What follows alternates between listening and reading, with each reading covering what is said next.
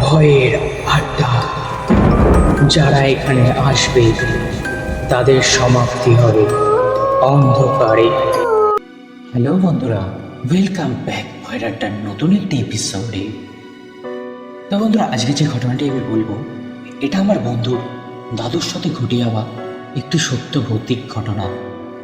তো দাদু আজ আর আমাদের মধ্যে নেই, কিন্তু তার ঘটনাটা আজও আমাদের মধ্যে রয়ে গেছে। তো দাদু আমাদেরকে ঘটনাটা অনেকদিন আগেই বলেছিল, মানে এটা অনেক বছর আগেকার ঘটনা। তো দাদু যেভাবে বলেছিল আমি ঠিক একইভাবে বলছি। তো চলো বেশি কথা না বাড়িয়ে ঘটনায় যাওয়া যাক। প্রতিদিনের মতোই সেদিনও দাদু রাত করে অফিস থেকে বাড়ি ফিরছিলেন।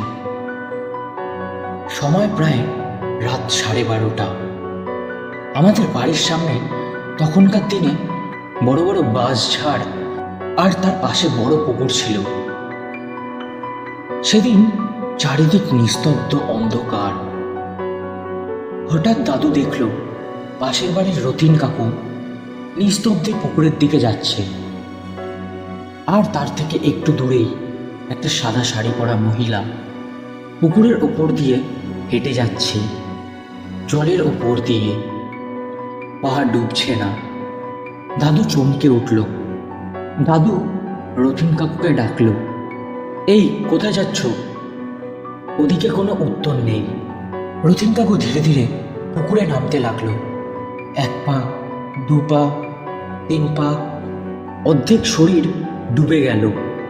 ঠিক তখনই দাদুর মাথা কেমন ঘুরতে লাগলো, চোখ ঝাপসা হতে লাগলো। দাদু বুঝল কিছু একটা ঠিক নেই। শেষ শক্তি দিয়ে দাদু দৌড়ে গেল রতিন কাকুর কাছে। দাদু রতিন কাকুর হাত ধরে টেনে ধরল, জোরে টান দিল, কিন্তু রতিন কাকু পুকুর দিয়ে উঠতেই চাইছে না। জল যেন তাকে টেনে নিচ্ছে। দাদু তখনই ভয় পেয়ে গেল। রাগে আর ভয়ে দাদু তখন তাকে 2টো চড় মারল। তারপর দাদু বলতে লাগলো, এই জাগো। আবার টান দিতে লাগলো দাদু। এইবার লোকটা উঠে এলো, জামা কাপড় সব ভিজে, কাঁপতে লাগলো ঠান্ডায়। কয়েক সেকেন্ড পর রতিন কাকুর জ্ঞান ফিরল।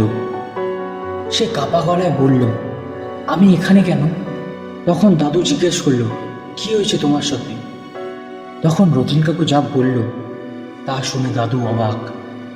রতিন কাকু বলল, কেউ আমাকে ডাকছিল, আমি সাড়া দিয়েছিলাম, তারপর আর কিছু জানি না। আমি এখানে কিভাবে এলাম? তখন দাদুর বুক কেঁপে উঠল, কারণ সাদা শাড়ি পরা মহিলা ততক্ষণে উধাও, কোথাও নেই। পুকুর যেন শান্ত, যেন কিছুই হয়নি।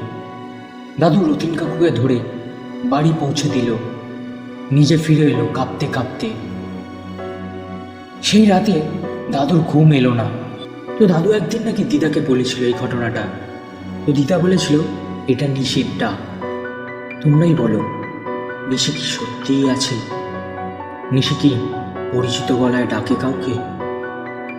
তো তোমাদের যদি জানা থাকে তোমরা কমেন্ট করে দিও। তো বন্ধুরা, এই ছিল আজকের ঘটনা। ঘটনাটি কেমন লাগলো তোমরা প্লিজ কমেন্ট করে জানিও। আর যদি ঘটনাটি ভালো লেগে থাকে তো লাইক, কমেন্ট, সাবস্ক্রাইব করতে ভুলো না। জানি ঘটনাটি একটু ছোট, কিন্তু যেটুকু ঘটেছে সেটুকুই তুলে ধরার চেষ্টা করলাম। তো চলো আবার দেখা হবে নতুন একটি এপিসোডে। ততক্ষণের জন্য সুস্থ থেকো, ভালো থেকো।